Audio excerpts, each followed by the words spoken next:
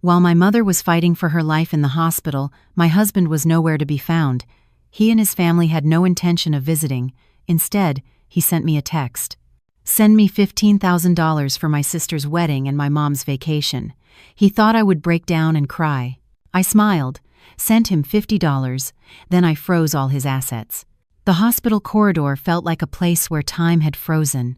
The hands on the wall clock moved so slowly, their ticking drowned out by the low whir of the automated floor buffer that had just passed. Chloe sat alone on the cold metal waiting chair, just outside the frosted glass door marked ICU. The sharp smell of antiseptic stung her nostrils, mingling with the scent of stale coffee from the paper cup beside her. She had been there for 12 hours. The gray blouse she wore was wrinkled, as crumpled as her thoughts. Her swollen eyes stung and burned, the remnants of tears shed inside that room. Her mother, Martha, was battling a massive heart attack that had struck without warning that afternoon.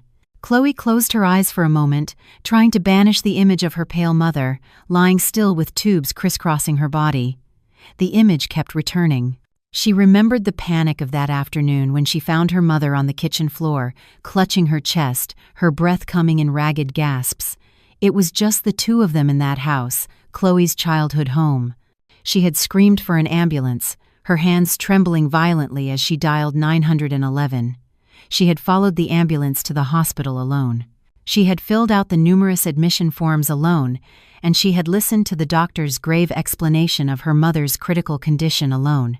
She took a deep breath, swallowing the bitterness in her throat. She wasn't really alone. She had a husband, she had in-laws. But where were they? The phone in her hand felt cold. Since her mother was admitted to the ICU, Chloe had tried calling Ryan, her husband, several times. The first call, Ryan answered with a slightly annoyed tone. "What's up, Chloe? I'm swamped. I'm checking out the venue with Paige for the decorations." Chloe tried to explain, her voice trembling. "Ryan, Mom, Martha had a heart attack. She's in the ICU now." A heavy sigh came from the other end. "Yeah? So? Just handle it for now. I really can't leave Paige's wedding preparations. This is important. You know how Mom gets." Important. Chloe repeated the word in her heart. So her mother's life wasn't important. Her heart sank. "But Ryan, Mom's condition is critical. I need you here." Ryan sounded exasperated. "Don't overreact. Your mom will be fine. It's a good hospital, right? Look, I have to go. I'll call you later." The call ended abruptly. Chloe didn't give up. She called again an hour later. No answer. She sent a text message explaining the gravity of the situation. The message was marked as read, with no reply. Desperate, Chloe tried calling Patricia, her mother-in-law. She hoped that as a mother, Patricia would understand and perhaps tell Ryan to come. The response was even more cutting. "Chloe." Patricia's voice was shrill with disgust. "You're being so dramatic. We are stressed out dealing with an incompetent wedding planner, and you call with this news. Don't make things worse, will you? Ryan is helping Paige. His sister is getting married. As a sister-in-law, you should be supportive. Don't be a spoiled brat, and take care of your own mother." Click. The line went dead. Chloe stared at the dark screen of her phone. Spoiled. They called her spoiled for expecting her husband to be by her side while her mother was dying. She was the wife who had always supported his family. Her salary as a financial manager at a reputable firm was far greater than Ryan's. The house they lived in was one Chloe had bought with her own money before they were married. The car Ryan and Patricia used, Chloe paid the monthly installments. Every month, she transferred thousands of dollars to Patricia's account for unexpected expenses and maintenance costs. She was also paying for the entirety of Paige's upcoming lavish wedding. All this time, Chloe had remained silent. She just wanted to be a good wife, an obedient daughter-in-law. She thought her financial sacrifices would be repaid with acceptance and affection. She was devastatingly wrong. The night deepened, the hallway grew quieter. It was just her and a few other families of patients sleeping in awkward positions at the end of the hall. Chloe felt a chill, not from the air conditioning, but from a loneliness that bit down to the bone. She felt like a fool. Years of hard work, saving money only to have it squandered by her husband's ungrateful family. And now, when she was at her most vulnerable, they had abandoned her. The ache in her chest was as sharp as the pain her mother must be feeling. She was a devoted woman who had always tried to be patient. She held back her anger, trying to pray, trying to forgive, but her heart was too wounded. She leaned her head against the cold wall, an overwhelming fatigue washing over her. Physical exhaustion, mental depletion. She looked at the ICU door again, silently praying for her mother's strength. Suddenly, her phone vibrated in her hand. Not a call. Her heart gave a small leap, hoping it was a message from Ryan saying he was on his way. Chloe lifted her phone. The screen lit up, showing a notification. It was an alert from her banking app. The message read, "Successful automatic transfer of $2,000 to the account in the name of Patricia Miller." It was the fixed monthly allowance she used to send. The money went out precisely on the first of the month, automatically, regardless of the situation. Chloe stared at the number. Money she could have used for her mother's rising treatment costs if needed. Money that had just landed in the account of a woman who, just hours before, had told her, "Don't be a spoiled brat." Something inside Chloe snapped. Her patience, which until now had been like a bottomless well, had finally run dry. She didn't cry anymore. Her eyes, which had been burning, now felt cold. She swiped the notification away and stared at the ICU door. The night was still long, but Chloe knew something had just ended forever. 2 days passed in a blur. Chloe barely left the hospital. She would only go home for a quick shower and a change of clothes before returning to her mother's side. She slept in the waiting chair, waking up at every sound of a nurse's footsteps. Martha's condition remained the same, stable but critical. She had not yet regained consciousness. The doctors said the next couple of days would be crucial. Chloe spent her time reading prayers by her mother's bedside, hoping her voice could penetrate the fog of the coma. During those 2 days, her phone never stopped vibrating. Dozens of missed calls from Ryan, Patricia, and Paige. Hundreds of unread text messages piling up. Chloe knew they must be furious that the monthly $2,000 transfer had not been supplemented with more, or perhaps Ryan was angry that she had ignored him. Chloe didn't care. She turned off the ringer, leaving only the vibration. Her focus was singular, her mother's recovery. That morning, on the 3rd day, after gently cleaning her mother's body with warm water, Chloe sat for a moment in the hospital cafeteria. She forced herself to swallow a piece of toast and a cup of hot tea. Her body needed energy. She couldn't afford to get sick. That's when her phone vibrated again on the table, this time a long text message from Ryan. Chloe's heart fluttered. A small, foolish hope lingered that Ryan had finally come to his senses. Maybe it was an apology. Maybe he was asking about her mom. With hands trembling slightly from lack of sleep, Chloe opened the message. It was not an apology, nor a question about her mother. It was a list of demands. "Chloe, where are you? Why aren't you answering your phone or replying to texts? You're doing this to annoy my mother on purpose, aren't you? Patricia said you're probably holding a grudge about the other day. Come on, don't be childish. I don't care what you say now. My mother says to transfer $15,000 to her account, quickly. It has to be today for the deposit on Paige's new wedding venue. The old one was canceled by the wedding planner. The rest is for my mom's vacation to Miami so she doesn't get stressed out organizing the wedding. She needs peace of mind." The message continued, "Don't be stingy. This money is for our future too. Paige's wedding is on the line, the family's honor. If it gets canceled, how will we show our faces? And my mom needs to relax, poor thing. So transfer the $15,000 now. I expect it by tomorrow morning." Chloe read the message once, twice, 3 times. Her tired brain tried to process the words: stress, peace of mind, family honor, vacation in Miami, $15,000. Meanwhile, in the same building, a few floors above this cafeteria, her mother was fighting for her life, and not once had her husband or his family asked about her. They only cared about money, parties, and vacations. Suddenly, Chloe felt something strange. A dry, hoarse laugh escaped her lips. Soft at first, then louder. A few other patrons in the cafeteria turned to look at her strangely. A woman laughing by herself in a hospital cafeteria. Chloe didn't care. She laughed until tears streamed down her face. But they weren't tears of sadness, they were tears of rage that had reached its peak. Who did they think she was? An ATM with no feelings? A cash cow to be milked at any time? They thought she would obey, that she would transfer that amount of money while crying, too preoccupied with her mother to fight back. Chloe's laughter stopped abruptly. Her pale face was now set like stone. Her gaze was cold and sharp. Everything became crystal clear. The fog in her head vanished, replaced by a fiery determination. For years, she had been patient because she thought it was her duty. Now she realized it was stupidity. She picked up her phone. The screen, cracked in one corner, seemed to mirror her marriage. She remembered the $15,000. It was the emergency fund she kept in her personal investment account, money she had saved for years for a crisis. And this, Chloe thought, was a crisis to save herself. With steady fingers that no longer trembled, Chloe opened her banking app. She didn't open her investment account. She opened her main checking account, the balance of which was low because she had just used it for her mother's hospital deposit.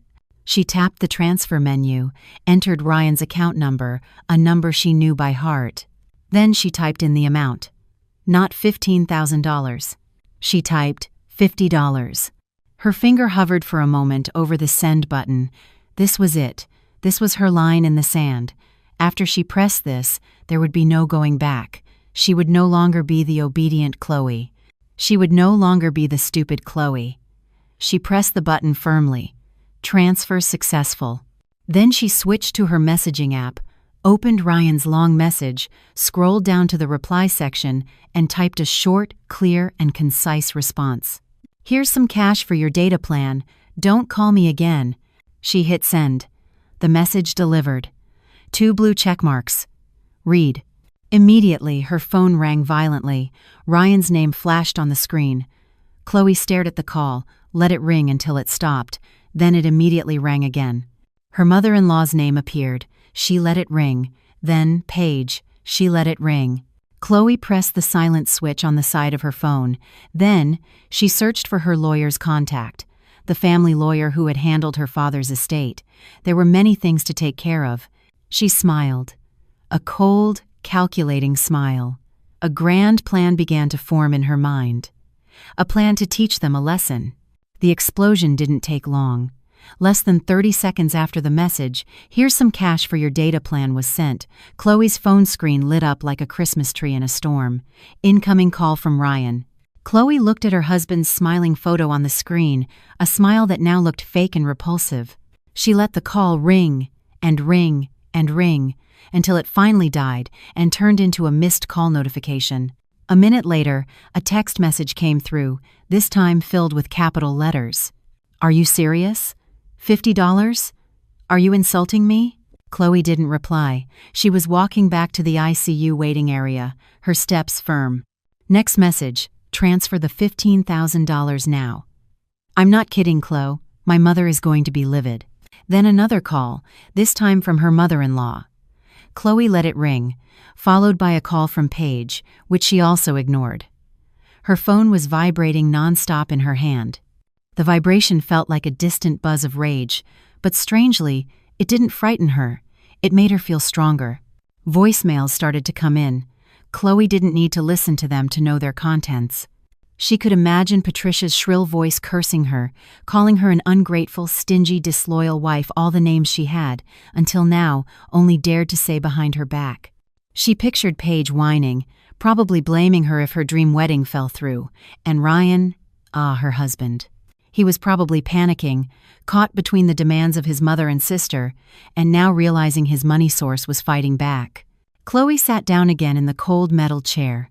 She opened her photo gallery, looking at a picture of her mother smiling during a lunch they had together a month ago. A sincere smile that was such a stark contrast to the sly grins of her husband's family. All this time, Chloe had worked hard, thinking her patience was a virtue. But she had forgotten that kindness, when misplaced, was just foolishness. She had forgotten that you should not allow yourself to be oppressed. Her phone buzzed again. A new message from Ryan. Okay. You're mad about your mom, right? I'm sorry. Now send the money, and then I'll come visit your mom. I promise. Promise. A word that sounded so cheap. Chloe switched her phone to silent mode. Not just the ringer, but the vibration too. She needed quiet to make her next move. She could no longer be disturbed by the whining of those parasites. She searched for a name in her contacts, a name she hadn't called in a long time but always kept for emergencies. Mr. Thompson, attorney at law. Mr. Thompson was an old friend of her late father, the lawyer who helped her manage the entire inheritance and assets her father left her before she married Ryan. Chloe took her phone to a quieter corner of the hallway, near a window overlooking the hospital garden. She took a deep breath, then pressed the call button. Thompson Law, good morning. A deep voice greeted from the other end. Good morning, Mr. Thompson. This is Chloe Wallace, she said. Her voice was calm, flat, and cold. Even she was surprised at how composed she sounded. Chloe, how are you, my dear? It's unusual for you to call so early. I hope it's good news. There was a fatherly tone in Mr. Thompson's voice. My news is in the process of becoming good, sir, but my mother is in the ICU, Chloe said bluntly. I'm sorry, I don't have much time for small talk. I need your legal help, immediately. Mr. Thompson's tone instantly became serious. Of course, Chloe. Tell me what you need. Anything. I want you to freeze all joint accounts in my and my husband Ryan's name, Chloe stated without a pause. Joint accounts. Got it. That can be arranged. Most of the assets are in your name, correct? Not most, sir. All of them. Ryan never put a single dollar in. I understand, Mr. Thompson said. Second, Chloe continued, her eyes fixed on the garden outside, I want you to stop all automatic or standing transfer instructions from all of my personal accounts, especially to accounts in the names of Ryan Miller, Patricia Miller, and his sister, Paige Miller. I want them stopped, effective this very moment. Done. That's easy. I'll process it. Chloe took a breath. This is the most important part. Third, please double-check the house Ryan and I are currently living in on Maple Avenue. It is 100% in my name, correct? A direct inheritance from my father. Not marital property. There was a pause. Perhaps Mr. Thompson was checking the data on his computer. Correct, Chloe. The deed is solely in your name, Chloe Wallace, acquired before the marriage. Your husband has no legal claim to a single brick of that house. Perfect, Chloe hissed. I want you to manage its sale immediately. As of today, put it on the market. Contact real estate agents. I want that house sold. This time, Mr. Thompson was silent for longer. Chloe, this is a very big step. Are you sure? I am sure, sir, Chloe cut in. I am very sure. I have been housing a family of parasites for too long in the house my father left me. It's time for a clean-out. Chloe couldn't see it, but in his elegant office, Mr. Thompson smiled slightly, a smile of satisfaction. He had known Chloe for a long time. He knew what a good person she was, and had long suspected how she was being used by her husband's family. I have been waiting for this instruction for a long time, Chloe, Mr. Thompson said, his tone returning to professional but with an undercurrent of support. I suspected this day would come. Your father would be proud of you for finally taking a stand. Anything else? Chloe's mind went blank for a moment. Anything else? Yes. The car my husband and mother-in-law use. Whose names are on the titles and loans? Mr. Thompson chuckled. Also in your name. The payments are auto-debited from your account. Excellent. I will authorize you to call the leasing company.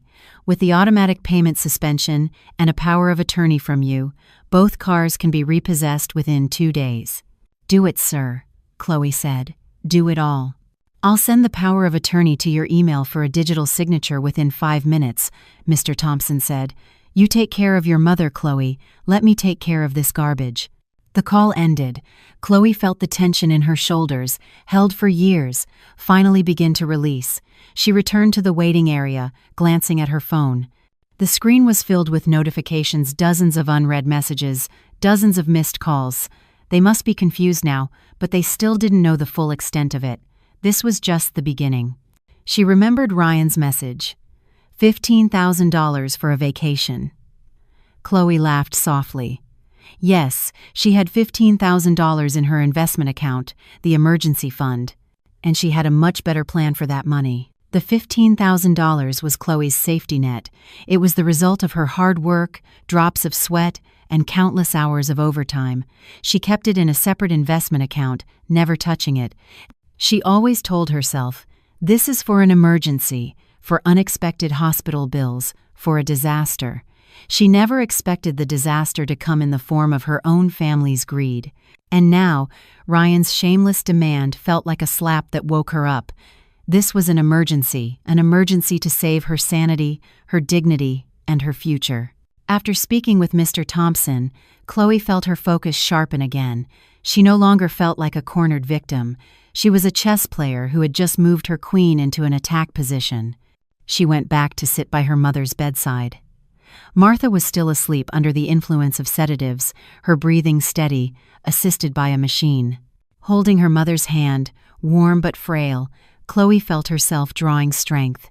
She picked up her phone, not to check the barrage of insults from Ryan's family, but to do a little research. She needed certainty. She opened her chat history with Paige, Ryan's sister, scrolling up past dozens of photos of wedding dresses and lavish decorations that Paige had sent for her approval, or rather, her budget's approval. Finally, she found it.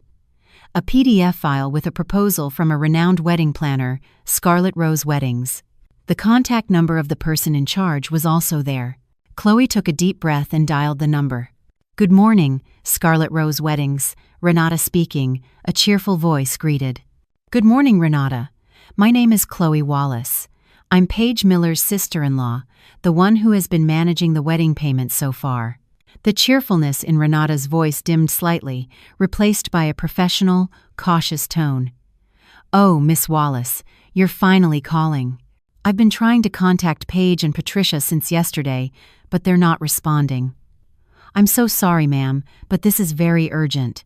"Urgent? Why?" Chloe asked, feigning ignorance. "You see, ma'am, the deposit for the venue and catering was due yesterday. The amount is $15,000. We gave them a deadline until 12 p.m. today, but if the payment doesn't come in, the venue and catering for that date will unfortunately be released to another client on the waiting list. This is already affecting our reputation with our vendors." Exactly $15,000, the same number. They were panicking, demanding the money because they were cornered by the deadline. "I understand, Renata," Chloe said in a calm voice.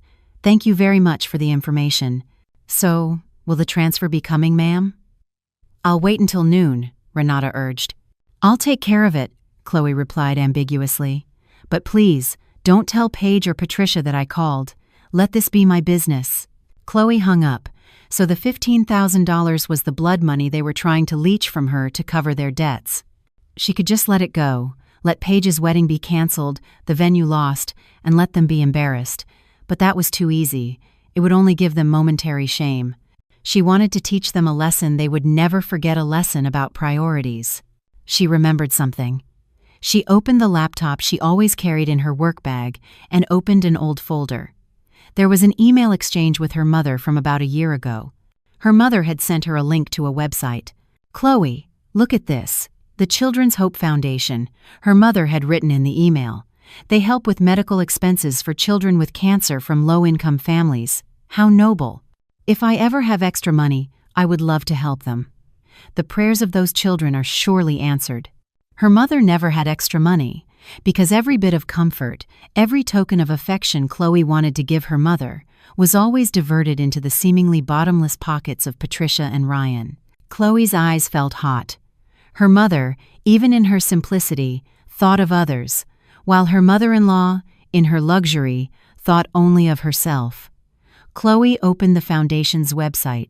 The donation page was clear. There were photos of small children with shaved heads but brave smiles. Chloe's heart was moved. This was it. This was the answer to her prayers. This was the best way to use the $15,000. She didn't hesitate for a second. She opened her banking app, accessed her investment account, and made a withdrawal from the emergency fund. The process was instant. Then she returned to the donation page. She entered the amount, $15,000. In the donor's name column, she didn't write her name. She typed with steady fingers, "A donation in honor of the recovery of Martha Wallace." She wanted every prayer that rose from that foundation, from those children, to flow directly to her mother, lying in the ICU. She clicked Confirm Transfer, transaction successful. An email with the official transfer receipt immediately landed in her inbox. Chloe took a screenshot of the receipt, a simple image containing the bank's logo, the transfer amount, and the recipient's name, the Children's Hope Foundation. This was her weapon. Not a bomb that explodes, but a scalpel that would cut right to the heart of their arrogance. She opened her messaging app. She ignored the dozens of furious private messages. She went straight to the Miller family group chat, the group that contained all of Ryan's arrogant aunts, uncles, and cousins. The group where Patricia always bragged about how successful Ryan was and how generous her daughter-in-law Chloe was. The same group where Paige's lavish wedding plan was discussed daily. Chloe took a breath. She didn't type a single word, no explanation, no curse back. She simply selected the screenshot of the $15,000 receipt, then pressed the send button. Message sent. One gray check mark. Then, within seconds, it turned into two blue check marks. Read. Someone must have been online. Perhaps Patricia or Paige herself, panicking and waiting for news of Chloe's transfer. They must have opened the message, thinking it was the proof of payment for their wedding planner. Chloe could just imagine their confusion. They asked for $15,000 for a party and a vacation. Instead, they got proof of a $15,000 donation to charity. Chloe put her phone on the table, screen down. She turned off her mobile data. That was enough for today. Enough. She went back to holding her mother's hand. "Mom," she whispered softly, "I've donated money in your name. Get well soon. The children are praying for you." She felt a sense of peace, a deep and profound peace. She didn't know or care that out there, in that group chat, a silent time bomb had just exploded. The next morning, the sun shone brightly, as if mocking the chaos that was about to unfold. At an elegant designer boutique in downtown Chicago, Patricia and Paige were in high spirits. They had already dismissed the annoyance from 2 days ago. The $50 text and Chloe's cynical reply were written off as a tantrum from a stressed-out wife. They were certain that under pressure and the threat of family honor, Chloe would cave. The $15,000 must have arrived in Patricia's account that morning. "Look, Mom, this dress," Paige said, twirling in front of a large mirror. She was wearing a sparkling, off-the-shoulder gown that cost thousands of dollars by itself. Everyone's jaw is going to drop. "Of course, darling," Patricia replied, sipping the jasmine tea served by the boutique's attendant. She glanced at her watch. 9:30 a.m. She had already planned her day.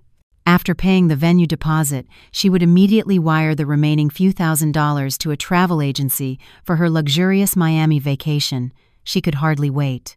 "All right, Paige, Patricia," the designer said, smiling. "The dress is a perfect fit. So we'll lock this one in, shall we? As per the agreement, we'll need a 50% down payment today to begin the tailoring process." "Of course, easy," Patricia said arrogantly, pulling out her platinum credit card. "Please, run this." Elsewhere, in his air-conditioned office, Ryan sat at his desk, not focused on his computer screen at all. He was restless. He hadn't been able to contact Chloe for 2 days. Her phone was off. Ryan tried to reassure himself. Chloe was just being emotional. But Chloe had never been like this before. Still, his unease was overridden by his faith in his mother. His mother always said Chloe was crazy about him. There was no way Chloe would dare to do anything drastic. The money must have been transferred. He just had to wait for word from his mom. Back at the boutique, the attendant returned with a slightly hesitant expression. "I'm sorry, ma'am. The card was declined." Patricia's smile froze. "Declined? Impossible. Try again. Your machine must be faulty." The attendant tried again. "Declined again, ma'am. Insufficient funds." Patricia's face turned red. "Insufficient funds? This card has a 6-figure limit. And I know Chloe pays the bill on time, every time." "Impossible. Give it to me," she snapped. She tried another card. A debit card. "Insufficient balance, ma'am." A cold sweat began to bead on Patricia's forehead. Something was wrong. She scrambled to call Ryan. "Ryan, my cards are being declined. Check your mother's account right now." "Did Chloe's money come in?" Ryan, hearing the panic in his mother's voice, panicked too. "Hold on, Mom." He rushed to open his mobile banking app. He checked his own account first. He froze. His balance was only $34.50. Chloe should have transferred his $1,000 monthly allowance yesterday. It hadn't come in. Then he tried to check his mother's account, which was also linked to his phone. He entered the PIN. The screen lit up. Balance, $10.30. The $15,000 wasn't there. The monthly $2,000 that used to come in on the first wasn't there either. The account was dry. "Ryan, what is it?" Patricia yelled into the phone, causing several other boutique customers to turn their heads. "Nothing is there, Mom," Ryan answered, his voice trembling. "Nothing came in at all." "What?" Patricia shrieked. "That little witch, your wife, she actually cut us off. How dare she?" In his office, Ryan felt the air-conditioned room grow hot. His heart was pounding. This wasn't just anger, it was a disaster. He tried calling Chloe again. "The number you have dialed is not in service." He tried her on social media. 1 check mark. He was blocked. No, maybe she just had her data off, but the result was the same. Chloe had vanished. At the boutique, the atmosphere turned humiliating. "I'm sorry, Patricia," the designer said, her voice now cold and flat. "If the payment can't be completed today, we cannot proceed." Paige, still wearing the multi-$1,000 dress, began to cry. "Mom, what are we going to do? This is humiliating. Mom, it's going to be canceled." "Shut up," Patricia snapped. She was hysterical. She had to get that money. She called Ryan again. "Call your wife. Drag her here. Tell her to transfer it now or you'll divorce her." The word divorce rang in Ryan's ears. He panicked. He couldn't divorce Chloe. Divorcing Chloe meant divorcing his source of income. He had to fix this. Just then, Paige's phone rang loudly. The screen displayed the name, Renata, Scarlet Rose Weddings. Paige's face went pale. This must be about the $15,000 venue deposit. "Hello, Renata?" she greeted with a trembling voice. Renata's voice on the other end was no longer cheerful. It was firm, professional, and uncompromising. "Good afternoon, Paige. It is 12:05 p.m. I am confirming that the deposit payment of $15,000 has not been received." "Yes.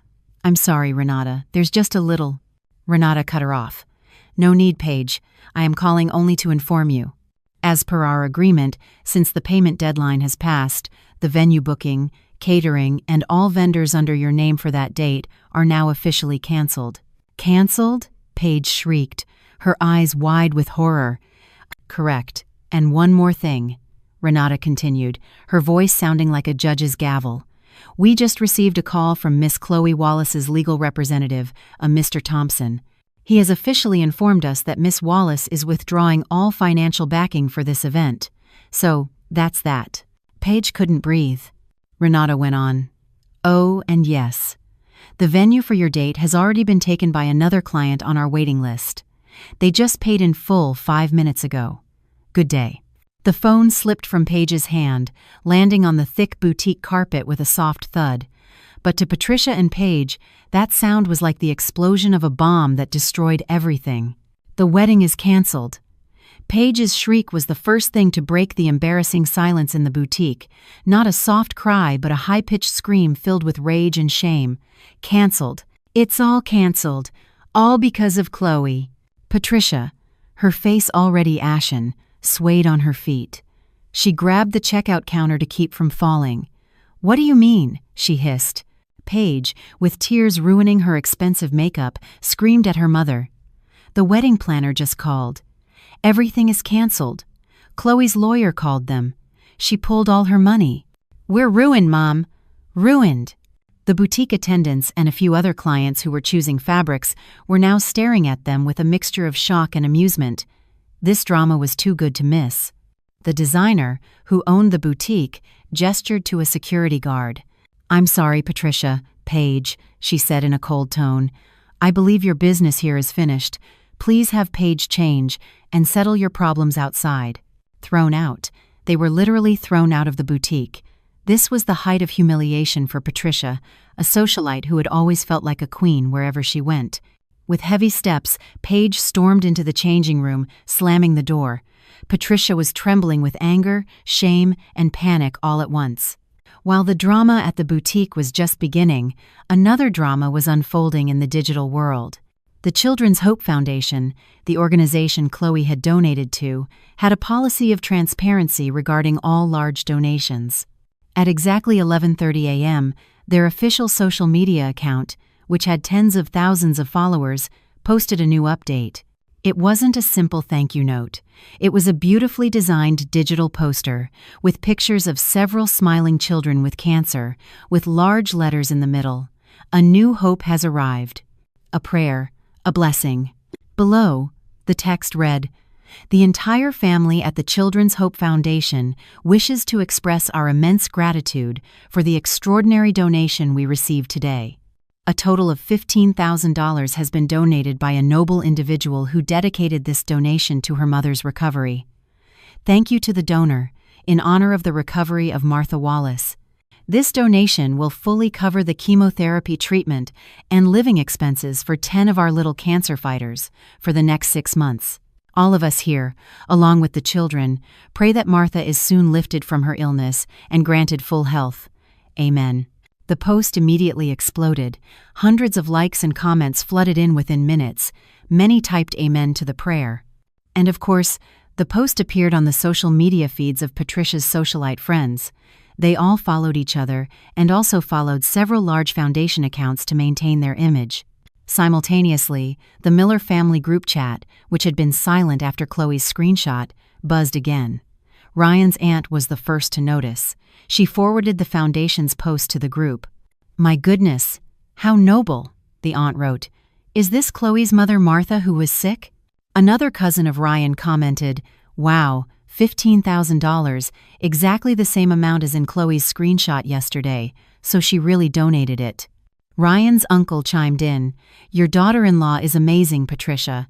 Right when her husband is asking for money for a party, she chooses charity in the name of her sick mother.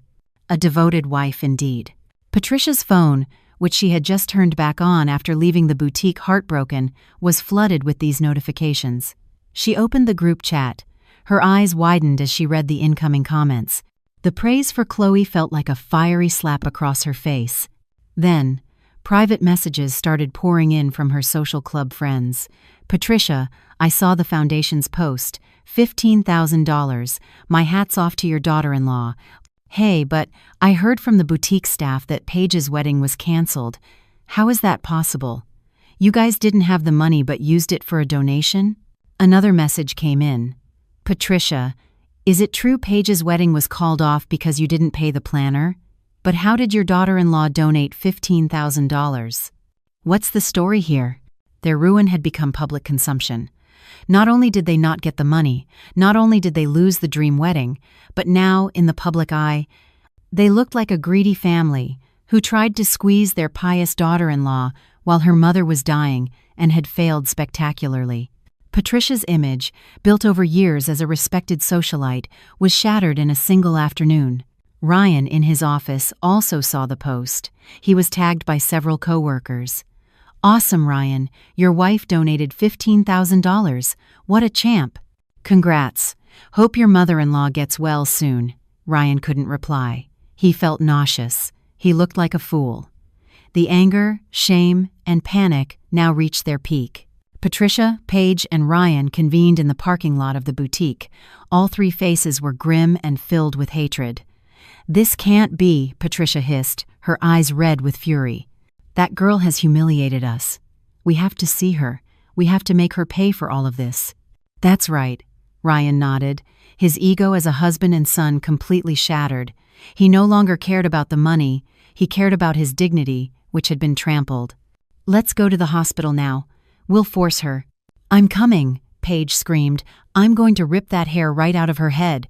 Blinded by rage, the three of them piled into Ryan's car, the car whose payments Chloe made. They sped towards the hospital. They didn't know that this was their last ride in that car. They arrived at the hospital lobby like a storm walking fast, faces angry, oblivious to the stares of people around them. They went straight to the reception desk. "We want to see Chloe Wallace." "Which room is her mother in?" Ryan snapped. The receptionist was taken aback. "Excuse me, sir. Patient's name?" "Martha Wallace," Patricia said impatiently. The receptionist typed on the computer, then looked up, her expression turning professional. "I'm sorry, ma'am, sir. The patient named Martha Wallace is in the ICU." "We're going to the ICU then," Ryan interrupted, walking straight towards the elevator. "Wait, sir." Two burly hospital security guards suddenly stood in front of them, blocking their path. "What is this?" Ryan demanded, his tone rising. The taller guard looked at them calmly but firmly. "Excuse me, sir, ma'am. On special request from Miss Chloe Wallace, the patient's guardian, we have been instructed that Mr. Ryan Miller, Miss Patricia Miller, and Miss Paige Miller are specifically prohibited from visiting the patient or meeting with Miss Wallace in all areas of this hospital." The denial felt like a concrete wall suddenly appearing before them. Ryan, Patricia, and Paige stood frozen in the suddenly very crowded hospital lobby. The stares of a few curious visitors and nurses stabbed at them. The two large guards stood their ground, their faces professional but leaving no room for negotiation.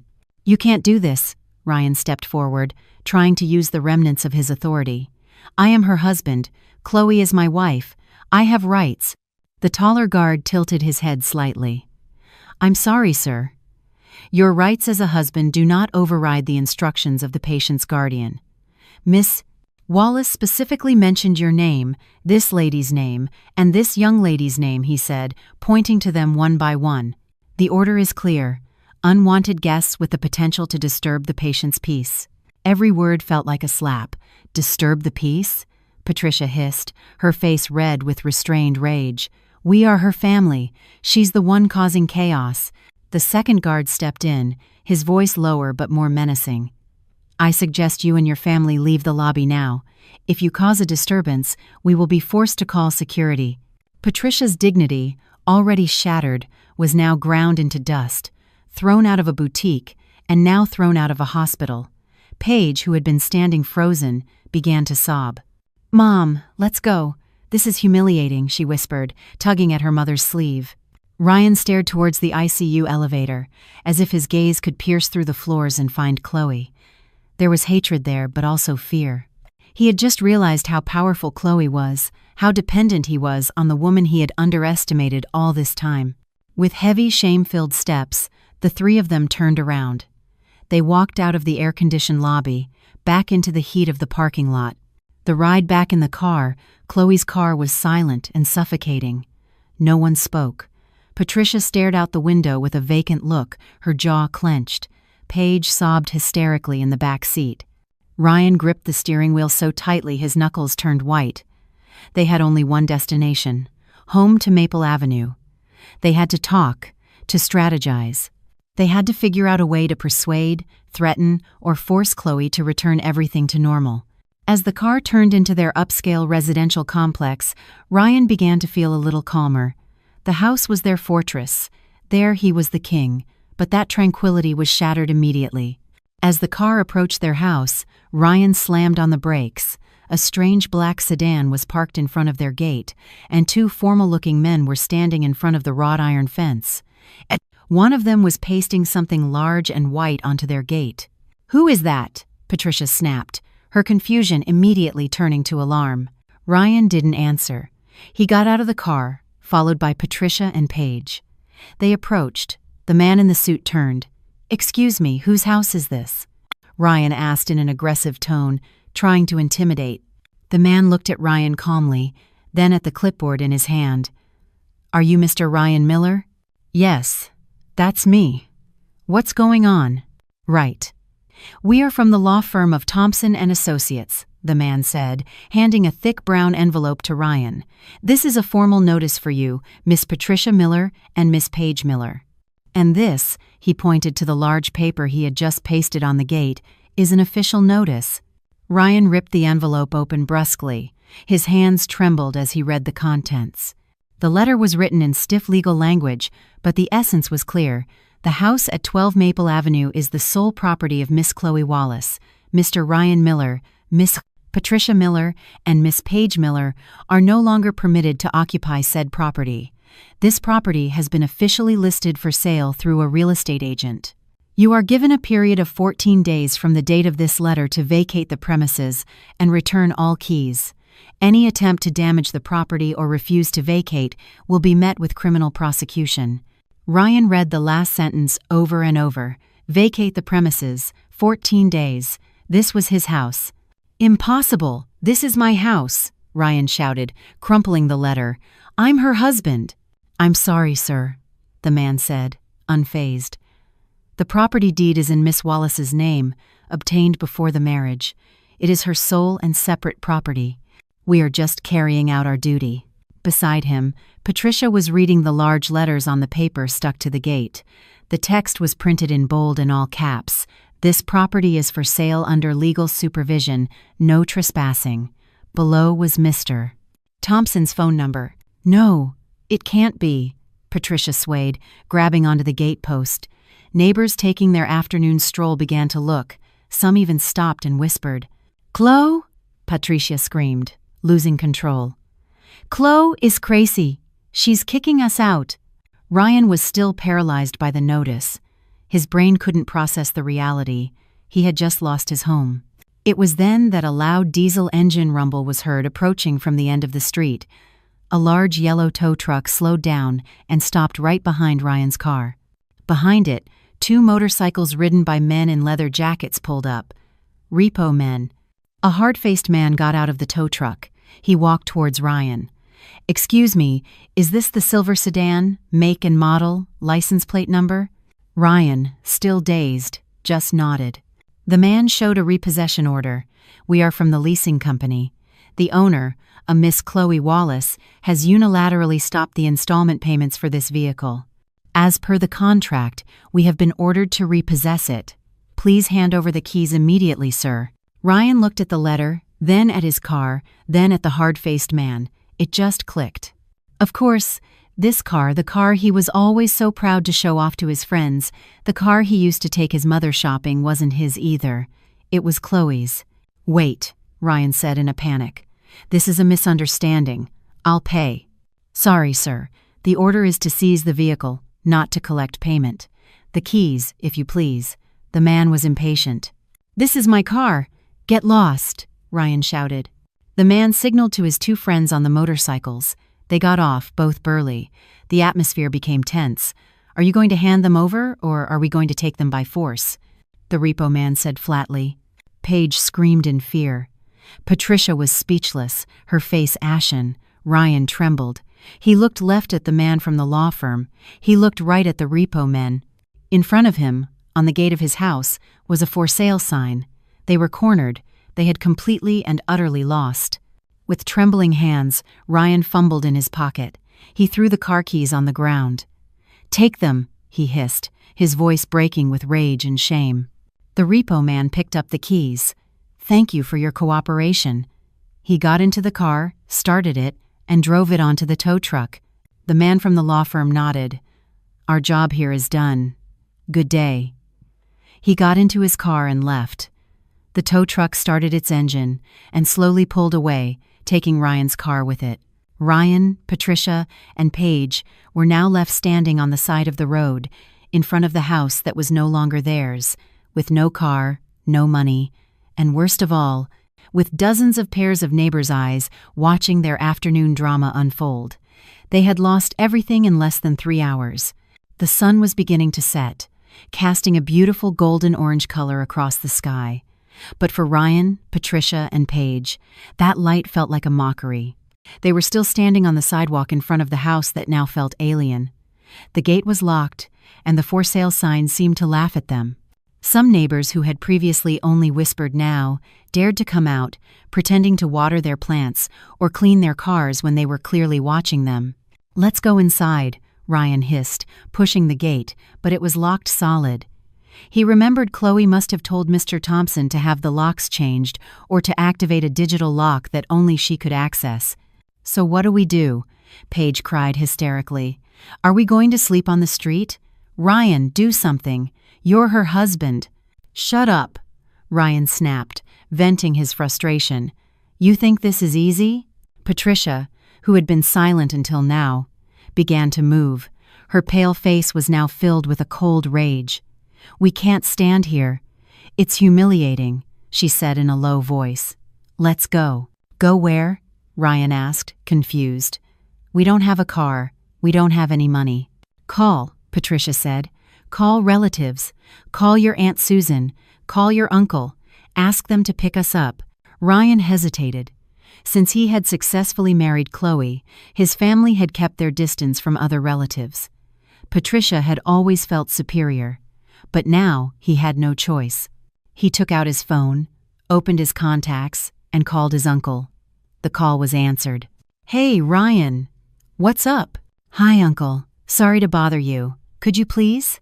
"Oh yeah, Ryan. I was just about to text you," the uncle interrupted.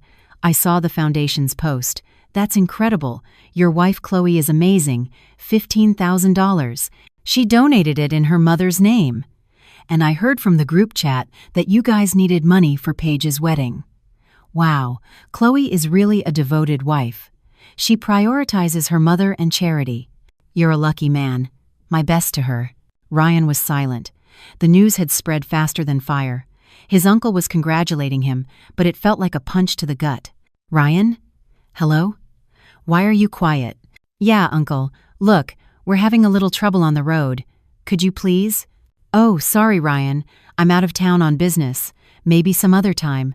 Say hi to Chloe for me. Tell her I'm really proud of her." Click. The call was cut. Ryan tried calling Aunt Susan. The response was the same. "Wow, Ryan, I'm so busy. At a book club meeting now. You and Chloe, right? Your wife is the talk of the town. Beautiful, rich, and devout. Take good care of her. I have to go." No one wanted to help. The news of the $15,000 donation had turned Chloe into an angel in the eyes of the extended family and had indirectly made them Ryan, Patricia, and Paige the greedy antagonists. Who would want to help parasites who had just been humiliated by their host? Paige, seeing the desperation on her brother's face, had another idea. Jared, her fiancé. Of course, Jared would help her. He was her prince. With trembling hands, Paige called Jared. "Hi, honey, where are you?" "Help me," she said, crying. "I've been kicked out of my house by my sister-in-law, Chloe. The wedding—" "I know." Jared's voice on the other end was cold. Ice cold. "I know everything, Paige. My mother just got a call from the wedding planner. We're being charged a $5,000 cancellation penalty because we signed the contract as the second party." Paige froze. "What? But that's my sister-in-law Chloe's business." "Your sister-in-law Chloe has washed her hands of it. Her lawyer said she is not responsible for your debts. And now my family's honor is at stake. My mother told me to find you. Send me your location now." It wasn't the tone of affection Paige expected. It was a tone full of anger. But Paige, in her panic, still held out hope. "Yes, honey, I'll send it quickly." The three of them waited at the complex's empty security post. 30 minutes later, a luxury car pulled up. It wasn't just Jared. Jared got out with his mother, a stiff-looking woman wearing flashy jewelry. "Paige," Jared's mother said, getting straight to the point. "I want to talk." They stood on the sidewalk. Jared's mother looked at Patricia with contempt. "So this is you, Patricia. The supposedly respectable family turns out to be living off your daughter-in-law." "Watch your mouth," Patricia hissed, though her voice was weak. "I don't have to watch my mouth," Jared's mother snapped. "You have humiliated my family. You ordered a lavish wedding without having the money, and now we are being chased for a $5,000 cancellation penalty." Paige looked at Jared, pleading, "Jared, please, honey." Jared looked away. He couldn't meet Paige's eyes. "I'm sorry, Paige," he said softly. "My mother is right. I can't marry a woman from a family of scammers." "Scammers," Paige shrieked. "Yes, scammers," Jared's mother replied. "Claiming to be rich, but you're broke. This wedding is off, and listen carefully, we are not paying your debts. We will sue you legally for that $5,000. Here's the invoice, enjoy it." She threw a paper with the invoice from the wedding planner at Paige's chest. Jared and his mother got back in the car and drove off, leaving Paige slumped on the sidewalk, holding the bill. Ryan and Patricia could only watch. They had hit rock bottom, evicted, carless, moneyless, no relatives willing to help, and now chased by a $5,000 debt. That night, they used the little cash left in Ryan's wallet, the $50 from Chloe he still had, plus a few small bills, to take a taxi to the most humiliating place Ryan could imagine.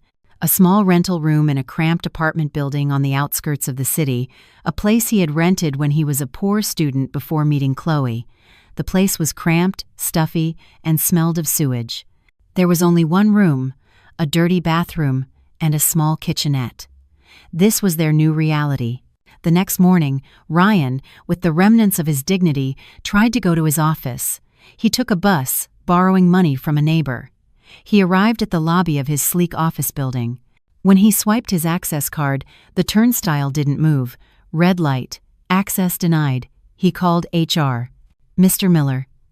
"Oh, yes. I'm sorry, sir.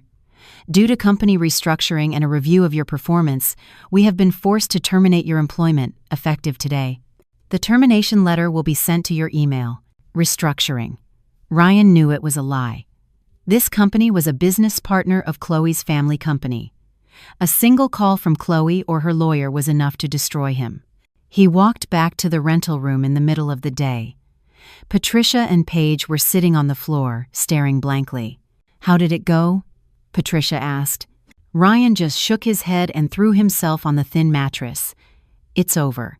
Patricia didn't give up. She didn't want to live like this. There was still one hope: her jewelry, all the gold, diamonds, and bracelets she had collected. She opened her bag, taking them all out. "We still have this. We can sell it," she said. She went out, looking for the nearest pawn shop. She entered with the remnants of her arrogance. "Sir, I want to pawn this," she said, placing a large diamond necklace on the counter. The shop owner took it, examined it, then scraped it on a test stone, dropping a chemical liquid. Then he chuckled softly. "Why are you laughing?" Patricia asked, offended. The man looked at her with amusement. "Ma'am, this is fake. Good quality imitation, but fake. Glass. Cubic zirconia, not diamond." "Fake?" Patricia repeated in disbelief. The man took her gold bracelet. "This too. Only the coating is gold.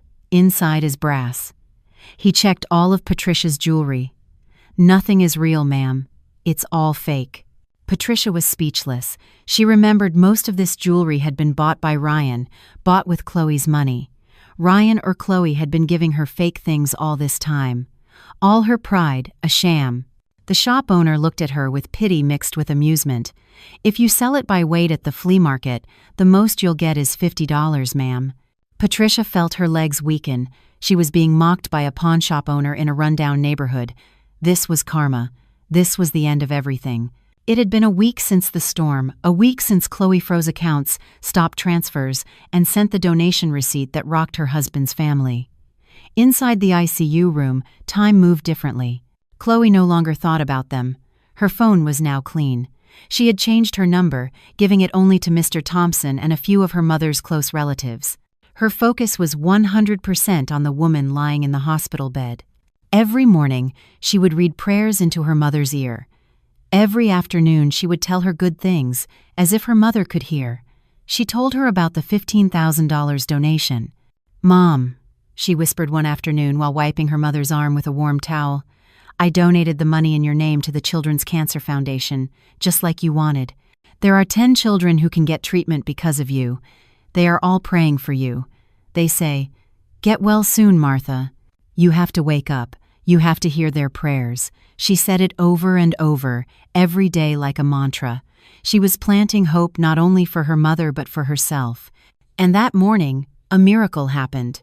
As Chloe was reading her prayers, she felt the hand she was holding squeeze back, faint but noticeable. Chloe stopped reading. Her eyes were fixed on her mother's fingers, which were slowly moving. Then, Martha's eyelids fluttered. Slowly, very slowly, those eyes opened.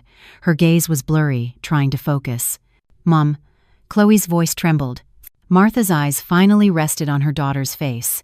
She couldn't speak because of the breathing tube, but a single tear slid from the corner of her eye. Chloe cried. Not tears of pain like last week, but tears of overwhelming happiness. She immediately pressed the nurse's call button. The on-duty doctor and several nurses rushed in. They checked the monitors, the pupils, and her mother's response. The head doctor treating Martha arrived shortly after. After an intensive examination, he came out of the room and met Chloe with a relieved smile. "This is a miracle, Miss Wallace," the doctor said. "Honestly, we were pessimistic, but somehow, about 5 days ago, her vitals improved drastically. Her brain response increased. Her body decided to fight. And today, she woke up. Martha's fighting spirit is extraordinary." Chloe smiled through her tears. 5 days ago, right after she told her about the donation, "It's because of the prayers, doctor, the prayers of the children," Chloe whispered. Martha's recovery was faster than expected. Within a few days, the breathing tube was removed. She was moved to a VIP room. Chloe diligently cared for her, feeding her soft food, helping her learn to speak again, and telling her everything except for Ryan's betrayal. She only said, "Mom, I'm processing a separation from Ryan. It just doesn't work anymore. Please pray for me." Martha, still weak but with a sharp gaze, just nodded and stroked her daughter's head. She understood more than Chloe thought. While caring for her mother, Chloe took care of her freedom. Mr. Thompson came to the hospital with a thick folder. "Everything is in order, Chloe," he said in the lobby. "The house already has the highest offer, well above the market price. They are in a panic. I heard from an informant. They are now living in a rental room on the outskirts of the city. Ryan was fired, and last I heard, they are being sued by his ex-fiancée's family for the $5,000 wedding cancellation penalty." Chloe listened to it all calmly. There was no pity, nor excessive satisfaction, just a sense of relief, as if a heavy burden had finally been lifted. "And this," Mr. Thompson offered her a paper and a pen, "the divorce petition. I have already included the claims, spousal abandonment, especially during a parent's critical illness, and moral and material damages. Sign here." Chloe took the pen. She remembered her wedding day. She remembered her promise to be an obedient wife. She thought obedience meant swallowing all the bitterness. She was wrong. She took a deep breath, and then she firmly signed her name. Without the slightest hesitation, it wasn't a signature on a divorce document, it was a signature on her Declaration of Independence. 2 weeks later, Martha was discharged. She still needed to use a wheelchair temporarily, but her spirit had returned. Chloe pushed her mother's wheelchair down the hospital corridor, which now felt friendly. They laughed, planning what to cook when they got home to Chloe's new, smaller but comfortable house that Mr. Thompson had arranged. As they approached the lobby, Chloe's steps halted. A man was standing there, blocking their path. The man was dirty, his hair long and unkempt. His face was gaunt, with a messy, unshaven beard. His clothes, which were once expensive, now looked worn and hung loosely on his thin frame. It was Ryan. He looked at Chloe with red, desperate eyes. Chloe, his voice was hoarse. Martha, in the wheelchair, gripped her daughter's arm. She recognized the man who never showed up when she was dying. Ryan didn't care about the stares of people in the lobby, nor the security guards who were approaching. He took a few steps forward, and then he knelt. He dropped to the newly mopped floor, right at Chloe's feet. "Chloe, forgive me," he cried out, his voice breaking into a sob. "I was wrong. I was blind. I beg you, Chloe, forgive me." People stopped. They watched. "I've lost everything, Chloe," he sobbed, trying to reach for the hem of Chloe's dress. "I was fired. The house is gone, the car repossessed. We live in a stinking place. My mother and Paige are suffering. I am suffering. I beg you, Chloe, withdraw the divorce petition. Let's start over. I promise. I promise I will be a good husband. I will wash your feet every day. I beg you, Chloe." Chloe looked down at the man crying at her feet, the man she once loved, the man she served, the man she gave everything to. Now he looked so small, so pathetic. There was no anger in Chloe's heart, no hatred, just a void. She felt like she was looking at a stranger. "Chloe, honey, please." Ryan looked up at her, full of hope. Chloe looked directly into Ryan's eyes. She slowly pulled her foot back. Her face was calm. Then she spoke. Her voice was low, but clear and cold, heard distinctly in the silent lobby. "I'm sorry." Ryan's face immediately lit up. He thought it was forgiveness. "Yes, Chloe, you forgive me? You'll take me back?" Chloe slowly shook her head. "No." She leaned down slightly, looking at her soon-to-be ex-husband for the last time. "I'm sorry. Who are you?"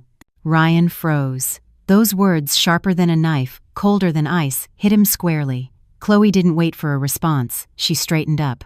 "Let's go, Mom," she said to her mother in a gentle voice. "Our car is waiting." She pushed her mother's wheelchair, turning to pass the still kneeling body of Ryan. She walked straight towards the automatic exit doors, into the sunlight. She didn't look back even once, leaving Ryan alone in the lobby, a spectacle, drowning in his own humiliation. 6 months later. O'Hare International Airport, Terminal 5. The atmosphere was busy and crowded. Among the crowd, Chloe emerged from the international arrivals gate, pushing her mother, who was sitting in a wheelchair. Martha no longer needed it, but the wheelchair was provided by the airline for comfort. Martha looked healthy, fresh, and very happy. Her face was radiant, her cheeks had filled out. She was holding a bouquet of tulips she had bought in Amsterdam. Chloe, meanwhile, looked like a new person. She was wearing an expensive cream-colored pantsuit. Her face glowed. Her smile was wide as she talked to her mother. She no longer looked like a stressed woman. She looked like a leader. "The trip to Vienna and Istanbul was amazing, wasn't it, Mom?" Chloe said as she pushed their luggage cart. "Incredible, dear," Martha replied, laughing softly. "Much more beautiful than just Miami, right?" She looked at her daughter, joking. They both laughed. Those were the vacations Patricia had demanded. Chloe had made them happen, but for her own mother, in a much more luxurious way. "After this, Mom, you go straight home and rest." "I have to go to the office for a bit. There's a shareholders meeting," Chloe said. Since her divorce was finalized, she had reclaimed everything. Ryan received not a single dollar. Chloe took over the company her father had left. With her financial acumen and newfound firmness, she had turned the company's situation around in 6 months. Now, she was the respected CEO. On the other side of the city, in a small, stuffy rental room, the door with peeling paint opened, and a scream was heard. "You've been playing on your phone all morning, you useless girl. Help me sew this. The customer's order is waiting." It was Patricia's voice. She looked 10 years older. Her hair, once always perfectly coiffed, was now thin and tied back messily. She was sitting on the floor, surrounded by piles of fabric scraps, busy in front of an old sewing machine. She was now a seamstress doing alterations for the neighbors. She was paid $5 apiece. Paige, who looked just as disheveled, threw her phone onto the mattress. "What, Mom?" "I'm trying to do a live stream to sell stuff, but no one is watching," she shouted back, frustrated. "This is all your fault, Mom, because of your greed. If you had been nice to Chloe, our life wouldn't be like this. How dare you blame me?" Patricia stood up, her eyes bloodshot. "It's all because of you, you spoiled brat, demanding a lavish wedding, and because of your brother, that coward Ryan. He hasn't sent money for a month. Who knows where he is now? He doesn't send money because he doesn't have any," Paige shrieked. "Do you think a laborer at the market makes a lot? It's enough for him to eat, and that's it. Bah, you're all the same, useless children." Patricia threw a deflated feather pillow at Paige. The two of them got into a loud fight, pulling each other's hair and cursing, fighting over who got to eat the last packet of instant noodles in their dirty kitchen. They were trapped in a cycle of poverty and mutual blame. Elsewhere, at a muddy, fish-smelling wholesale market, the sun had just risen, but a man was already drenched in sweat. He was thin, his skin burned by the Sunday. His torn t-shirt stuck to his back, which now showed his bones. It was Ryan. He was struggling to push a hand truck loaded with sacks of rice that weighed hundreds of pounds. "Hey, Ryan, faster! Don't just stand there staring," a foreman shouted from across the lot. Ryan, out of breath, nodded listlessly. He pushed the hand truck with the rest of his strength, taking it to the side of the road where a truck would pick it up. While waiting for the truck, he stopped for a moment. He wiped the sweat from his forehead with his dirty sleeve. His tired eyes looked across the street.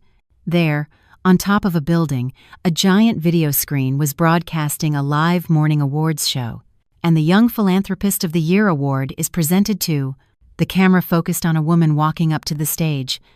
An elegant woman in a cream-colored pantsuit, smiling radiantly, accepting a crystal trophy. It was Chloe. The text below the screen read, "Chloe Wallace, CEO, for her dedication to social programs through the Children's Hope Foundation." Ryan froze.